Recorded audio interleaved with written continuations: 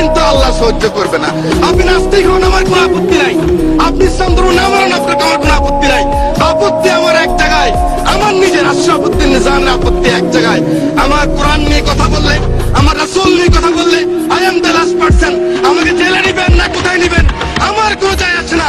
আমি কিন্তু প্রতিবাদ করবই করবো। মাননীয় স্পিকার, এই কওমি মাদ্রাসার মানুষগুলি, এই ফুরকানিয়া মাদ্রাসার মানুষগুলি, এই মাদ্রাসার মানুষগুলি, মসজিদের মুয়াজ্জিন ইমাম সাহেব, আপনাকে, আমাকে, সকলকে, অনেককে, যারা মুসলমান, আমার মা যখন আমাকে ফুরকানিয়া পাঠিয়েছেন, বিসমিল্লাহির রহমানির রহিম আমি যখন শিখলাম, আউযুবিল্লাহ শিখলাম, এই মানুষগুলির হাতে, এই মানুষগুলি আমাকে শিখেছেন মৃত্যুর পরে মান রব্বুকা মান হাযা, মান রব্বুকা মান দীনুকা মান হাযাল্লাযী ফিহি।